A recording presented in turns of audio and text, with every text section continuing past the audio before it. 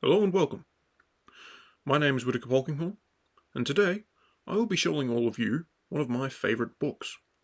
This, as you can see in the top left corner, is The Warlock of Firetop Mountain.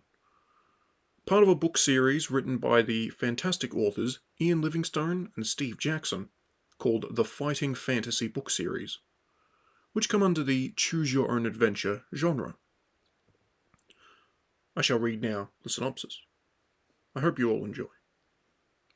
The Warlock of Firetop Mountain is a fighting fantasy gamebook, an interactive adventure in which you are the hero. You can only win by choosing the correct path, finding equipment, avoiding traps, and surviving combat. You will need to be as wise as an owl and as cunning as a weasel to triumph over the challenges ahead of you. Before embarking on your adventure, you must determine your own strengths and weaknesses with a series of dice rolls. You have been preparing for your quest by training yourself in swordplay to improve your skill and exercising vigorously to build up your stamina. Before making your rolls, you must choose from one of 3 difficulty settings. This gamebook has been designed for optimum challenge on your adventurer difficulty mode. For newcomers to fighting fantasy, we recommend adventurer or free read modes. For experienced readers already familiar with printed versions of this gamebook, we recommend hardcore hero mode. For now, I'm going to pick adventurer. You have chosen the adventurer difficulty mode. Before continuing, you must calculate your initial stamina. Your stamina score reflects your general constitution, your will to survive, your determination, and overall fitness. The higher your stamina score, the longer you will be able to survive. You must roll 2 dice and add 12 to the number rolled. This is then entered in the stamina box on your adventurer sheet. Stamina will go up and down during your journey, but if your stamina falls to 0, you die, and your adventure is over. Roll your starting stamina. I think I will. You roll a 7 plus a base of 12, means your stamina is 19. Not bad. Next, determine your skill. Your skill reflects your swordsmanship and general fighting expertise. The higher, the better. Your starting skill is determined by rolling 1 die and adding 6 to the number.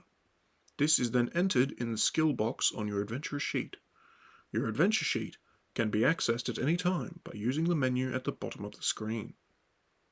Roll your starting skill. Ooh. A skill of 7. Well, I certainly do like a challenge. Next, determine your luck. Your luck score indicates how naturally lucky a person you are. Luck and magic are facts of life in the fantasy kingdom you are about to explore. Your starting luck is determined by rolling 1 die and adding 6 to the number. This is then entered in the luck box on your adventure sheet. Roll your starting luck. 9. I suppose I'll be using those quite quickly. Next, you must choose a potion to take with you. In addition to your other starting equipment, you may take 1 bottle of a magical potion which will aid you on your quest. Each potion contains enough for 1 measure, so use it wisely. The potions of skill and strength will fully restore your skill and stamina points, respectively. The potion of fortune will add 1 to your initial luck before fully restoring your luck points. Which potion will you take on your quest? I think I shall take the potion of fortune. Next, you must prepare your adventurer's equipment. You begin your adventure with a sword and shield, leather armor, a backpack containing provisions, food and drink, and a lantern to light your way. Rationing your provisions is key to a successful adventure. They may be consumed at any time, excluding combat, by accessing the adventurer sheet. Each meal restores 4 stamina. Be sure to pay close attention to your stamina and restore it regularly. Your difficulty setting determines how many provisions you begin with. Adventurers and free readers start with 10. while hardcore heroes begin with 3. During your quest, you may encounter characters and items that alter your 3 scores: stamina, skill, and luck. Usually these scores may only ever be restored to their initial amount. On very rare occasions, a particular page may grant an effect that defies this rule. Aside from these occasions, some magic items may also allow you to exceed your initial scores. Once you have readied your equipment, you may begin. May the luck of the gods go with you on your adventure ahead. Only a foolhardy adventurer would embark upon such a perilous quest without first finding out as much as possible about the mountain and its treasures. Before your arrival at the foot of Firetop Mountain, you spent several days with the humble townsfolk of a village, some 2 days' journey from the base. Being a likeable sort of person, you found it easy to get on with the locals.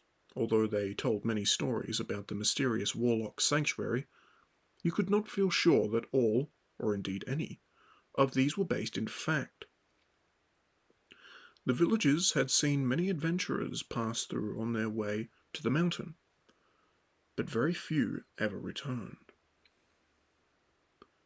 The journey ahead was extremely dangerous. That you knew for certain. Of those who returned to the village, none contemplated going back to Firetop Mountain. There seemed to be some truth to the rumor that the Warlock's treasure was stored in a magnificent chest with 2 locks, and the keys to these locks were guarded by various creatures within the dungeon. The Warlock himself was a sorcerer of great power. Some described him as old, others as young. Some said his powers came from an enchanted deck of cards, others from the silky black gloves that he wore. The entrance to the mount was guarded by a pack of warty-faced goblins, stupid creatures fond of their food and drink.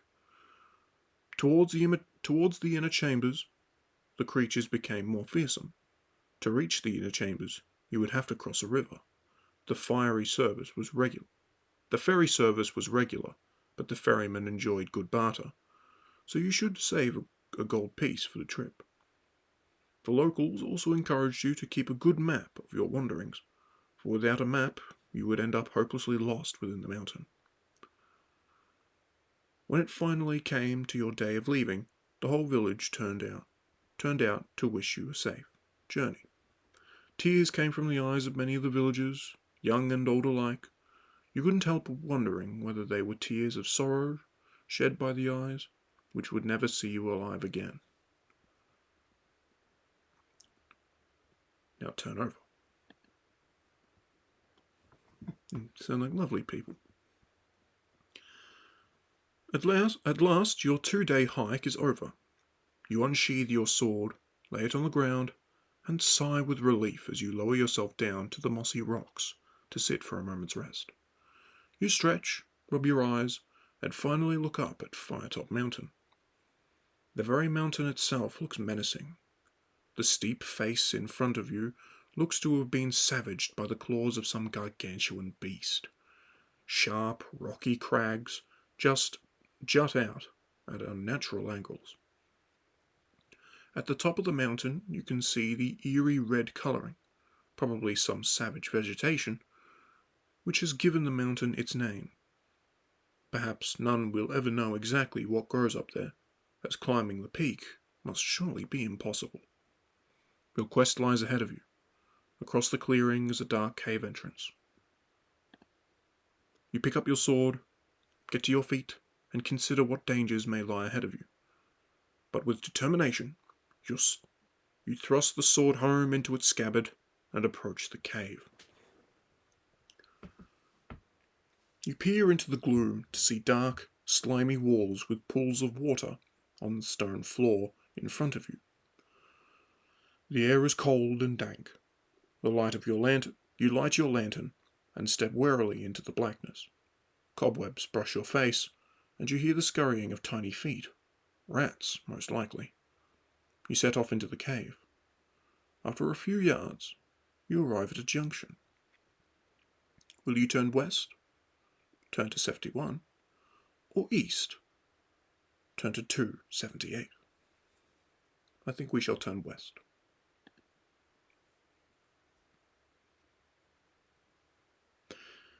There is a right-hand turn to the north in the passage.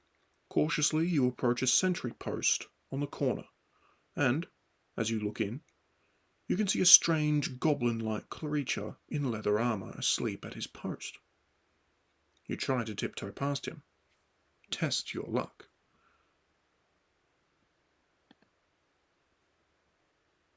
You are lucky. You needed a luck score of 9 or lower. You rolled a luck score of 7. Excellent. If you are lucky, turn to 301. He does not wake up and remains snoring loudly. You continue on. To your left, on the west face of the passage, there is a rough-cut wooden door. You listen to the door and can hear a rasping sound, which may be some sort of creature snoring. Do you open the door? If so, turn to 82. If you wish to press on northwards, turn to 208. I think we shall open this door.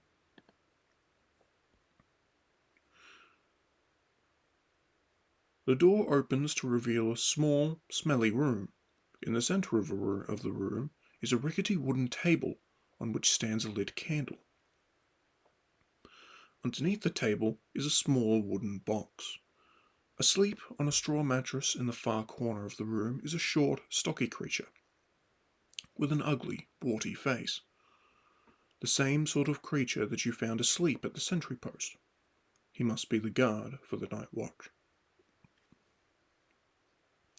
You may either return to the corridor and press on northwards, turn to 208, or creep into the room and try to take the box without waking the creature. Let's give it a shot, shall we?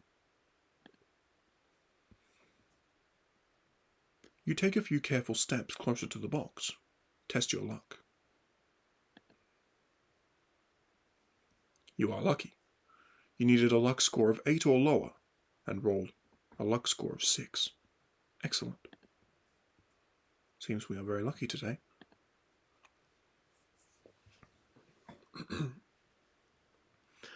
You leave the room and open the box in the passage. Inside you find a single piece of gold and a small mouse, which must have been the creature's pet. You keep the coin and release the mouse, which scurries off down the passageway. You gain 2 luck points. Ooh, good stuff. Further up the passage along the west wall, you see another door. You listen to it, but hear nothing. If you want to try to open the door, turn to 397. If you want to continue northwards, turn to 363. Well, we've been lucky opening doors so far. Let's try another one. The door opens to reveal a small room with a stone floor and dirty walls. There is a stale smell to the air. In the centre of the room is a makeshift wooden table on which is standing a lit candle. Under the table is a small box. In the far corner of the room is a straw mattress. You may either open the box, turn to 240, or leave the room, turn to page 363. Sounds similar to the previous room, except with no guard. Let's try the box. The box is light, but something rattles within. You open the lid and a small snake darts out to bite at your wrist. You must fight. Oops.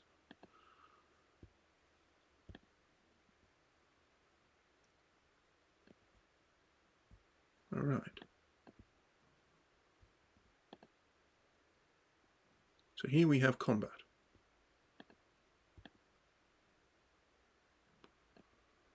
I hit the snake, and I am triumphant. Well done. I suppose it was only a little snake. If you kill the snake, turn to 145. The box has fallen to the ground during your fight with the snake, and out of it has fallen a bronze-coloured key with a number 99 carved onto it. You take this key with you and leave the room. You gain 1 luck point. Goody. Turn to 363. Further up the passage, on the west wall, you see another, similar door. You listen to the door and grimace to hear the worst singing you have ever heard in your life. Do you want to go into the room to investigate this hideous din? Turn to 370, or walk on up the passageway. Can't be worse than a snake now, can it? The door opens to reveal a small room. The room is dirty and unkempt. A straw mattress lies in one corner. In the centre of the room is a wooden table upon which a candle burns, lighting the room with its flickering flame. A small box rests under the table. Seated around the table are two small creatures with warty skin, dressed in leather armour.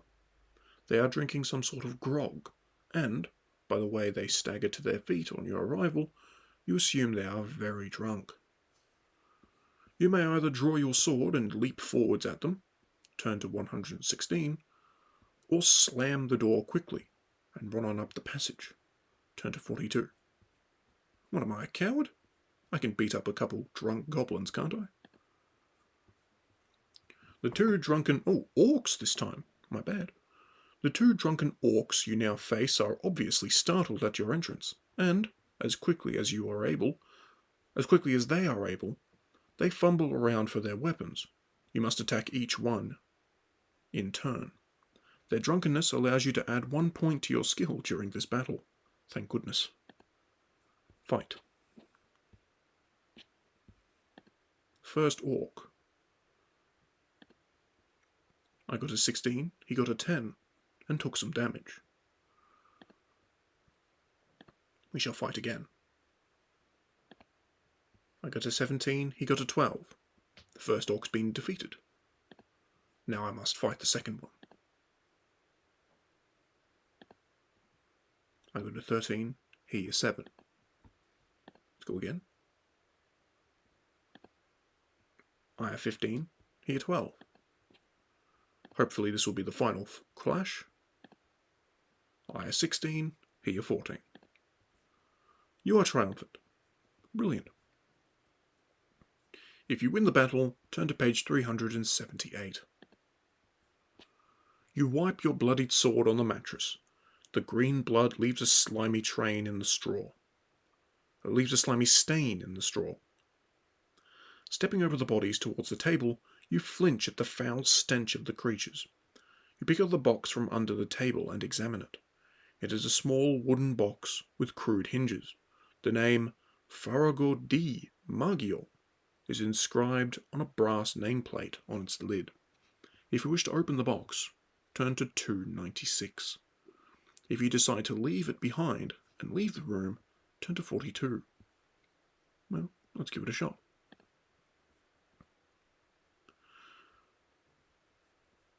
The box contains a small leather-bound book entitled The Making and Casting of Dragon Fire. Fortunately, it is written in your own language, and thus was probably unintelligible to the orcs. Otherwise, this treasure would certainly not have been as loosely guarded as it was. The book is written in tiny handwriting by Farrago di Maggio, and in it he tells the story of his life's work, the creation of the dragon fire spell, which was crafted to fight evil dragons. You read how, in his last years, Farrago finally perfected his spell, but by then he was too old to make use of it. So he completed this book, locked it in a chest, and hid it in the depths of Firetop Mountain, afraid of what might happen, were it to fall into the wrong hands. The last page reads, "And so, you who now hold this book, you have my life's work in your hands. The power of destruction's yours if you wish it, but do not waste it. Unless you use the spell for the purpose for which it was intended, you shall be consumed by evil itself and die by the fire from your own hands. Remember, only when the dragon breathes its fire at you should you raise your arms and say, Akil Erif, Akam Erif, Erif Erif. Di Maggio." You say these words slowly and softly. Suddenly, the page has seemed to glow. As the glow disappears, the words on the page fade with it. You repeat the spell to yourself to memorize it, and leave the room. You eventually arrive at the end of a passage, at a three-way junction. You may turn either to the west, turn to 257, or to the east, turn to 113. Let's stick west. The passageway runs straight for several meters and then ends at a wooden door. You listen to the door and hear angry shouting coming from within. Will you investigate? Turn to 168. Or turn back. Turn to 293. I think we shall investigate. He looks mean. You open the door to a large room. A large chair behind a solid-looking table suggests to you that someone, or something, of rank uses this room.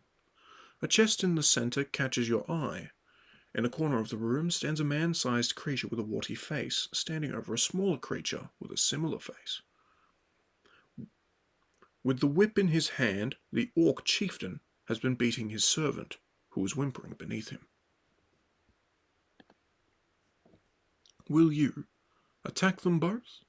Turn to 372. Spring at the chieftain in the hopes that his servant will aid you. Turn to 65. Leave the room and head back to the junction. Turn to 293. Well, the chieftain looked rather mean. I think we should try to help the little guy out. As you spring at the chieftain, his servant rises to his feet, picks up a hefty wooden stick, and joins the melee. But to your disappointment, he attacks you. Ungrateful wretch! Ah well. Seeing this, you may escape through the door down the corridor, turn to 293, or continue the fight, turn to 372. Ah, what can you expect from orcs? Let's fight them. The orcs rush towards you, and the battle commences. You must fight. If you defeat... Oh, hang on. Well, let us fight. Okay. The orc chieftain.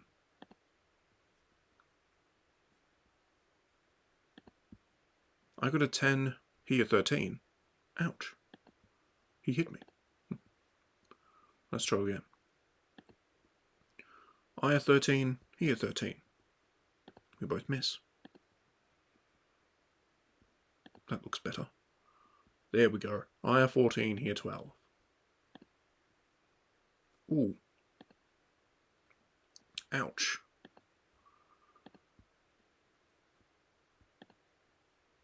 Ooh. Owie. He's giving me the business.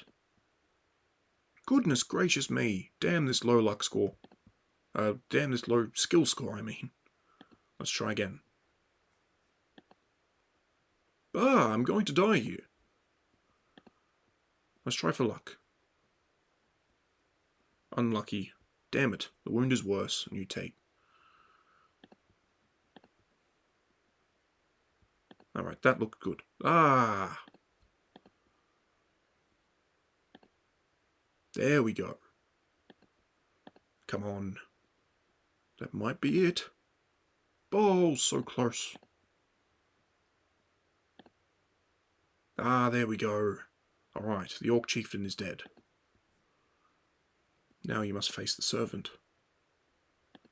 He is far weaker than the orc chieftain. 17, 13. There we go. 14, 14. And 12, 8. A hard-fought victory is mine. And I think we are going to eat some provisions.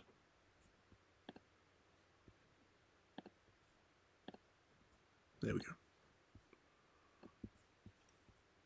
Alright, if you defeat both the chieftain and his wretch, turn to 21.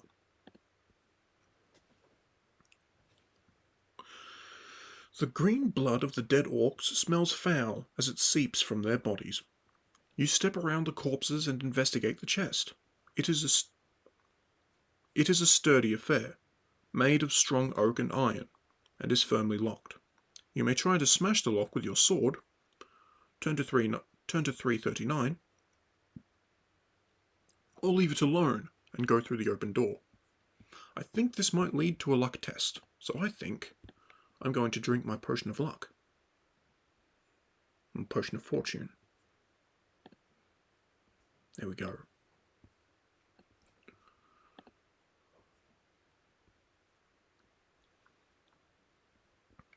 The lock was obviously inadequate. Oh, my bad. It flies off and lands on the floor several meters away. You lift up the heavy lid and your eyes widen as you see the gold sheen from within. A fair number of gold pieces are inside. In one corner lies a small black bottle with a tight glass stopper, containing a liquid of some kind. Both in the chest is a silky black glove. Also in the chest is a silky black glove. But as you are admiring this treasure, you hear a soft click and wince in pain as a small dart shoots towards your stomach. To determine the potency of the poison, you must roll one die. Oh, a 1. A fleeting damage it has done to me. If you are still alive, turn to 201. You sink to the floor. You pull the dart out and decide to bandage the wound. This gives some relief, but you are still weak. You decide to take it easy and examine the contents of the chest. There are 25 gold pieces, and the label on the bottle shows it to be a potion of invisibility. Good for 1 dose. The glove is a mystery. You put all these in your haversack and leave the room. Very good. Turn to 293. You arrive back at the junction in the passage and walk straight on eastward. Turn to 113. You arrive at another junction in the passage. You may either go northwards, turn to 285, or continue eastwards. Turn to 78. Well, there's no point to deviate from the walked path. We'll continue east. The passage ends at a solid wooden door with metal hinges. Listening to the door, you hear strange mutterings and the clatter of what could be pots and pans. Whatever is in there, there are several of them. Do you want to go through the door? Turn to 159, or turn back. Turn to 237. I think we shall try the door.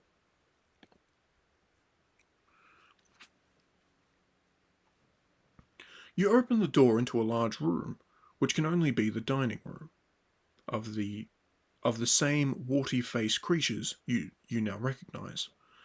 Sitting round a large table are 5 orcs, busily drinking and dribbling their bowls of rat gizzard soup. All are involved in a rowdy argument as to who will get to chew the rat bones left in the large soup cauldron, so they do not see you enter. You may be bold and prepared to attack them, turn to 365, or you may not relish the prospect of taking on 5 of these creatures and try to escape. What is a man if not courageous? Let's try it. The orcs move to attack you. You must fight. Alright. First orc. Uh-oh. He rolled high. Oof. Ouch.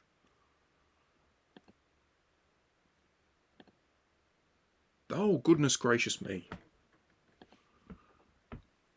Alright, there we go. A solid hit. Should only take 1 more 6, and he rolled a 10. Alright, this should... Nope, that puts us equal. Alright, this... There we go.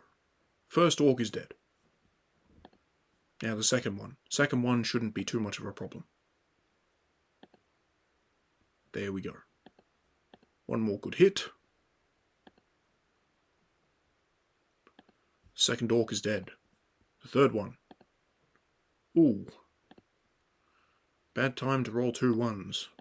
Let's try it again. There we go, that looks better. Boom.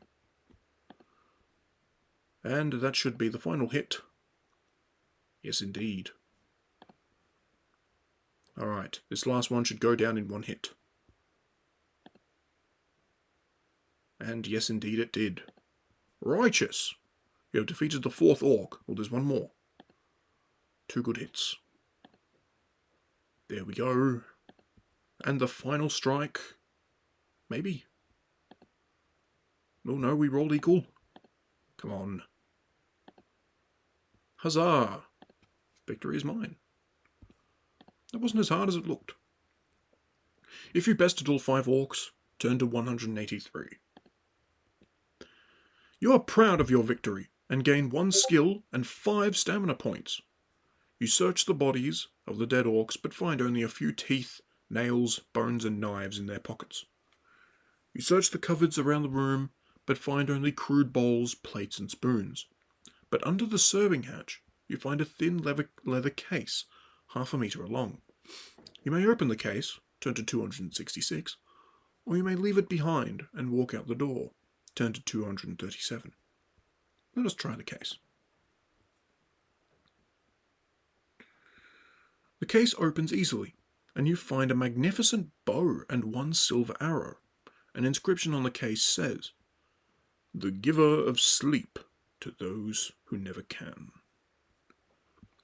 You put the bow, arrow, and case in your pack and leave the room, and add 1 luck point. Pleased with your discovery, you leave the room and continue your quest. You move swiftly down the passage and arrive back at the junction. You turn northwards this time. Turn to 285. You see a well-used door on the right-hand, east side of the passageway. With your ear to the keyhole, you listen and hear a man screaming for help from the inside. Well, I think I might nosh on a provision and then go and investigate. Will you open the door? Turn to 213. I shall. The door is locked. You may use your skill to try and charge it down. Roll 2 dice. Well, let's give it a shot. Ooh, sadly you fail the skill check. Darn. If the number is greater than your skill score, the door remains locked. Ah well. You ram your shoulder against the door to no avail. Lose 1 stamina for your bruised shoulder. Darn. Curse this low skill score. You continue along the passage. Oh, that's just sad, isn't it? Sorry, fella. Further up the passage, you see a door in the east wall. You listen hard, but can hear no sound. Do you want to open the door and investigate? Let's hope it's not locked this time. If so, turn to 223. The door is firmly locked. Of course! You may try to force it open, turn to 53, or you may continue along the corridor, turn to 300.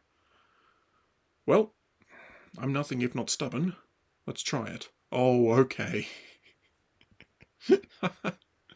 You charge the door, hitting it squarely with your shoulder. Roll 2 dice. Hey, I think that's actually what I needed. Yes, you definitely passed the skill check. If the number you rolled is equal to or less than your skill score, the door opens. Turn to 155. Righteous. The door splits along its length, and you can wrench the timber apart to let yourself in.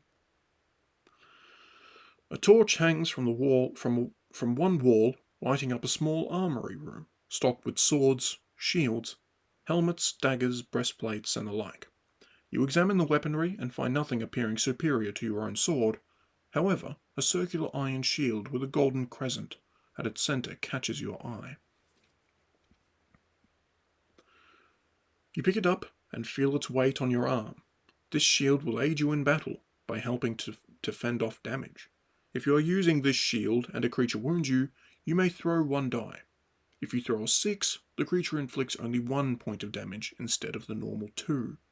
If, for some reason, the creature would normally only inflict 1 point of damage, then a successful roll of 6 would mean that no damage is done. You add the Crescent Shield to your gear, leave the room, and continue up the corridor. Turn to 300.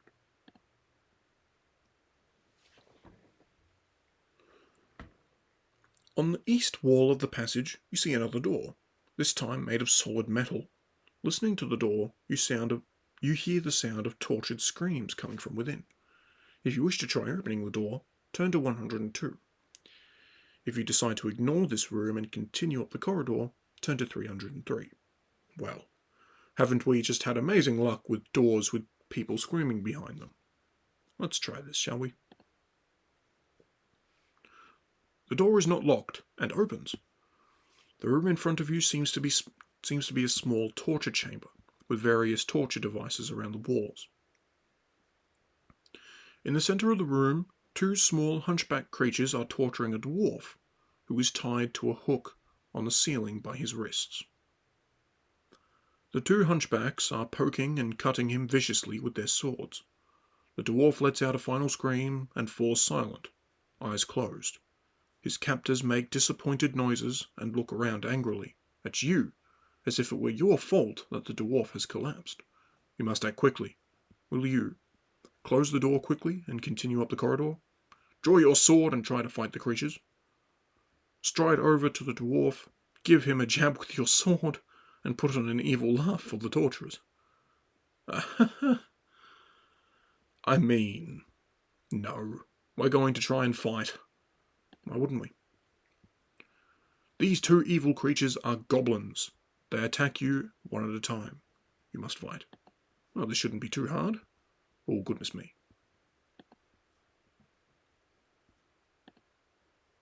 Aha! First strike is mine. Let's try again. Once again, I'm successful. And one final time. Oh. Yeesh. Using Crescent Shield? No. Darn. Ah well, I took a strike. Come on. Darn. This one's persistent.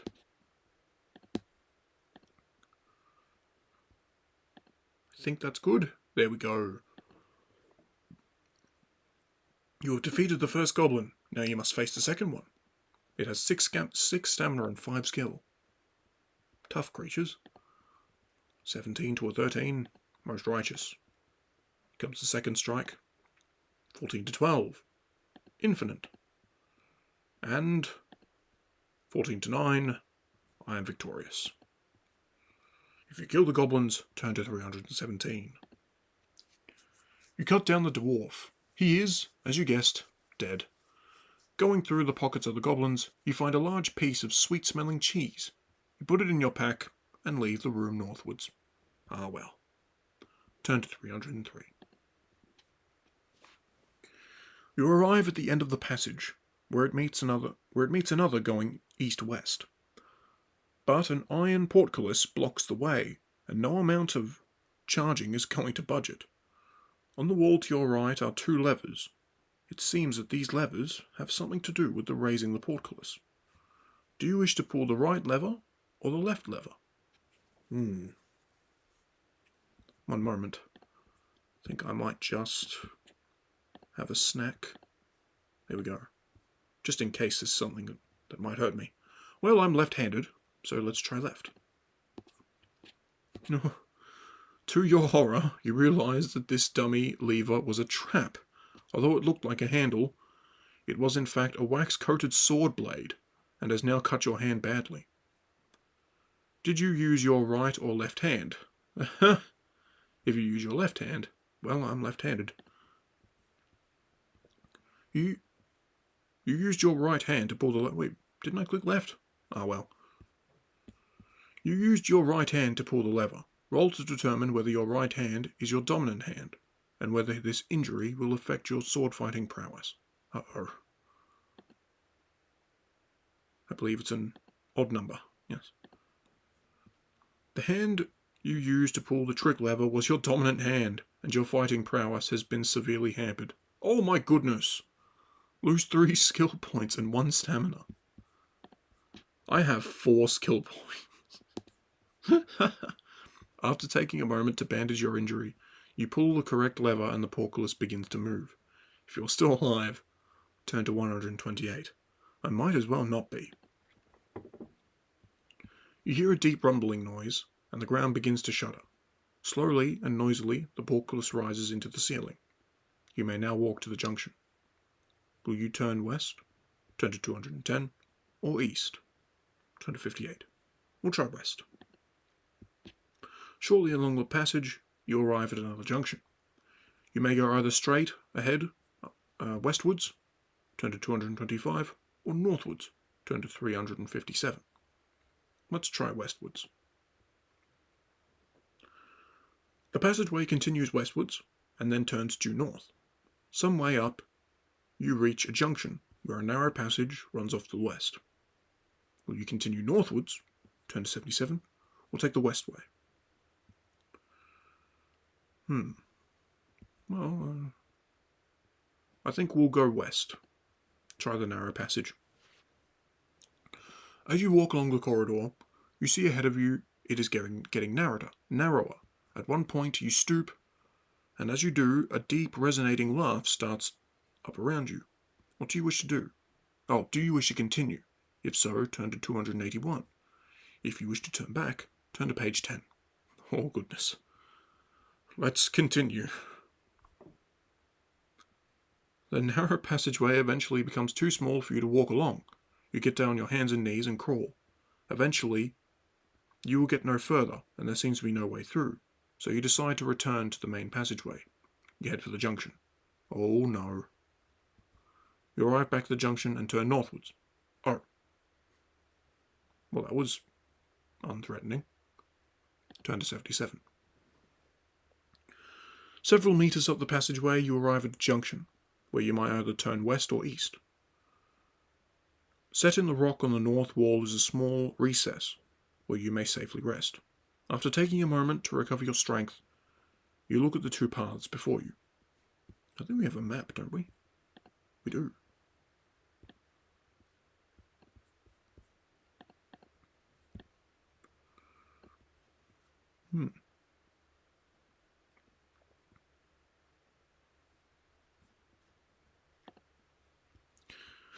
After taking a moment to recover your strength, you look at the 2 paths before you. You may set off either eastwards, turn to 345, or westwards, turn to 18. Well, we've had a theme of going west, let's keep it up. You walk westwards along the passageway. After 50 meters or so, the way turns northwards. 2 or 3 paces up the passageway, you hear a crumbling beneath your feet, and try to leap back as the ground gives way. Test your luck. Oh goodness. Ooh. You needed a luck score of 10 or lower, and you rolled a score of 12. Sadly, your luck has run out. Oh no. I was unlucky.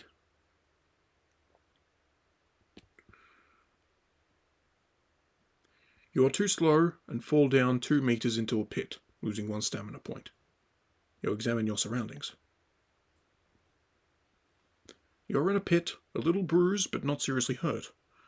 You look around as you get back onto your feet and can see 2 passageways, a short one to the south, which opens into a small chamber, and another heading northwards. You are a little worried about the loud crash your fall has made, and even more by the grunting you hear coming from the chamber to the south. Before you can collect your thoughts, a large, ugly head pokes around the corner, and a troll emerges from its chamber.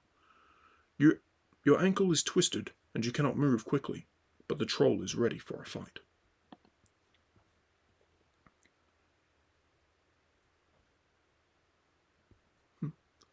You will have to face the brute. Turn to 331. But if you have a potion of invisibility, turn to 51. Or if you wish to save your potion of invisibility for later, turn to 331. Well, I don't exactly have the greatest skill score right now, so I think we shall use the potion. You drink the potion and can see the look of astonishment spread across the troll's face. He comes up to you and feels for you, but you step aside as he gropes the air fruitlessly. He thrashes around, clutching for you, but you are easily able to sidestep him. Eventually, he gives up and returns to his chamber, just in time as you feel yourself reappearing. You gain 2 luck points.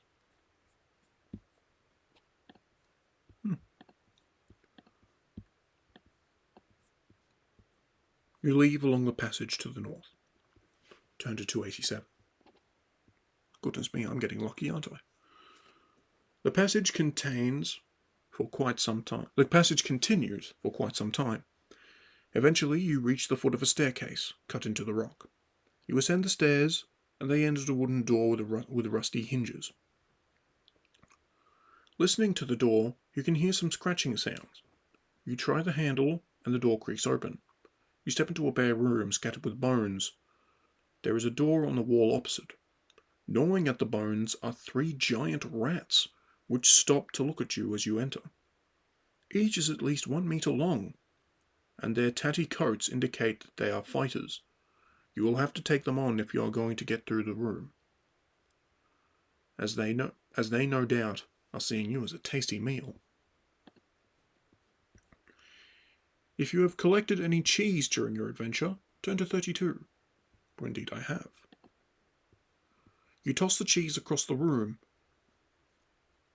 at the rats, and they scramble for it, nipping and scratching at one another as they fight for it. Having distracted them, you pass through the room and leave the door in the north wall. Lucky me. The door opens into a wide passageway, and you follow this for some distance before reaching a junction. You may either go northwards, turn to 138, or turn to the east, turn to 76.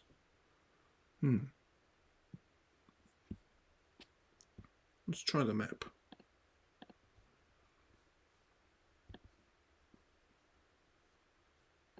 I think we shall try east. You arrive at another junction. An arrow on the wall points northwards, and you decide to proceed in this direction. Turn to 244. The passage runs northwards, and ahead you can hear the splashing of an underground river. The air becomes cool and fresh. You soon reach a wide opening of a riverbank, but despair as you look across and see no way through on the other side. To the east, the river flows through a cave in the rock. You may sit, rest, and eat provisions if you wish, turn to 143, or continue by what seems to be the only way forwards, jumping into the river and swimming downstream. Turn to 399. Well, I could certainly do with eating some provisions. I think we can take a rest. Oh, goodness. You squat on the sandy bank as you prepare your meal and notice movement in the sand a couple of meters to your left. The movement becomes quite turbulent, and you spring to your feet, sword at the ready. Suddenly, a large tubular head breaks through the surface, twists around in the air, and picks up your scent. The smooth, segmented body of a giant sandworm rears up and sways over at your direction. As it does so, a large orifice with short, spiky teeth opens in what must be its head. You must fight. Uh-oh. Oh, no. Welp, this might be my demise. Ooh.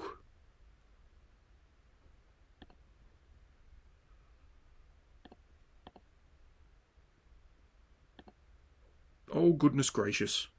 Oh, but I blocked 1 damage.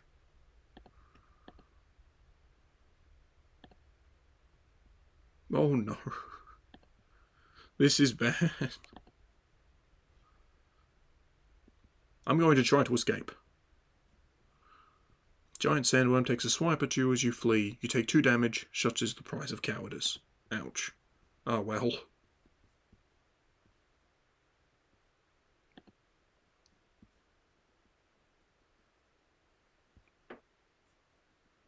You may dive into the river and swim downstream. Yes, I'm going to do that.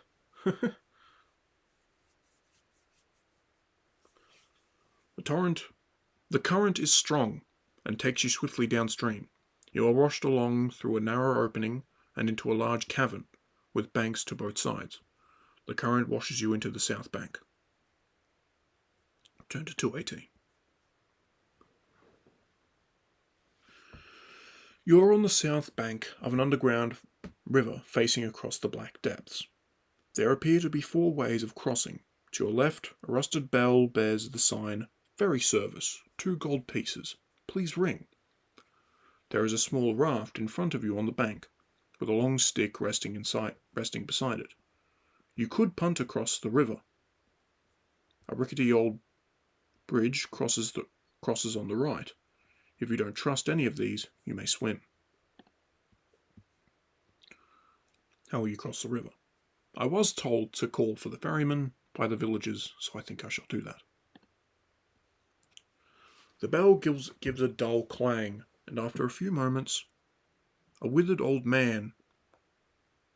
see a withered old man climb into a small rowing boat moored on the north bank. He rows slowly across to you, moors the boat, and limps towards you. He asks you for 3 gold pieces. When you protest at the sign, he mumbles some flimsy excuse about inflation, and begins to get angry at your protestations. Do you pay him 3 gold pieces, turn to 272, or threaten him, turn to 127? I have plenty of gold, and there's no point in threatening an old man. I shall pay him 3. He calms down, takes the gold, and rows you across to the north bank. After mooring the boat, he ambles off down a passageway. Turn to 7. You have arrived on the north bank of a fast-flowing river in a large underground cavern. Turn to 214. Facing northwards, the rock face is smooth and glistening with moisture. Moss of many different hues grows on the surface. There is an eerie silence, punctuated only by the splashing of the river as it flows behind you. You have 3 options. A passage runs off to the northwest. If you take this route, turn to 271. A large timber door is directly in front of you, in the middle of the rock face. If you open the door, turn to 104. Another passage runs out along the river eastwards. To follow this along the riverbank, turn to 99. I think we should try the door. You find yourself in a short, narrow passageway, with the door ahead to the north. You try this door. Turn to 49. The door squeaks open on rusty hinges. The room is dark, and your eyes begin to adjust as you close the door behind you. You hear a shuffling in the room, and before you can react, a blow to your head knocks you senseless. Lose 2 stamina points. Goodness gracious. I'm going to eat some rations.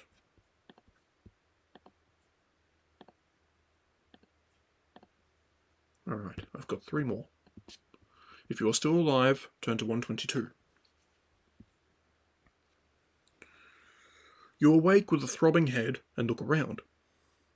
The room is about 8 meters square, with doors to the north and south. You have been dumped in the southwest corner. Standing motionless in the center of the room are 4 men. At least they appear to be men. Their skin is a greeny-grey color. Their clothes are tattered and torn, and they are all staring vacantly at the ceiling.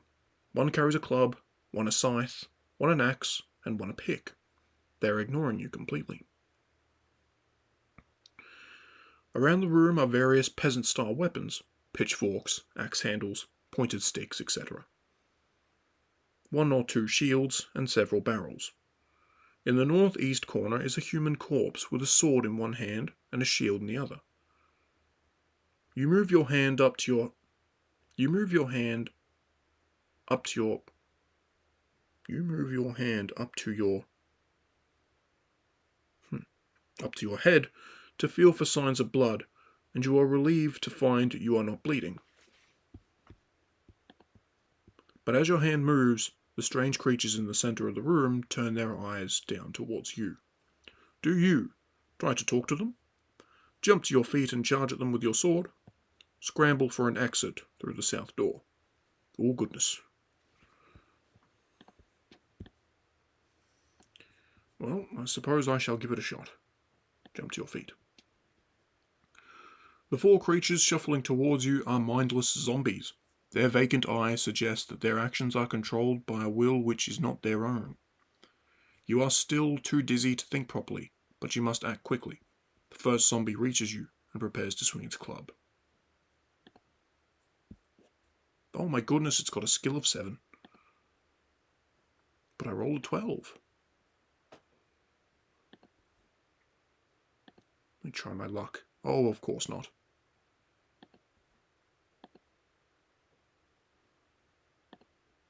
Ow.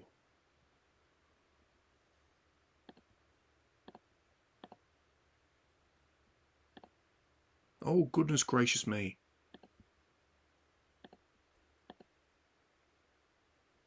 This is rigged.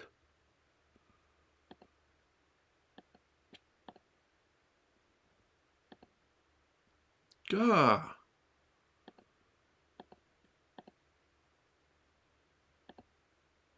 Oh, this is where I die. To a zombie. How embarrassing. Oh, perhaps not. Come on, I'm going to press my luck. Aha! Uh-oh.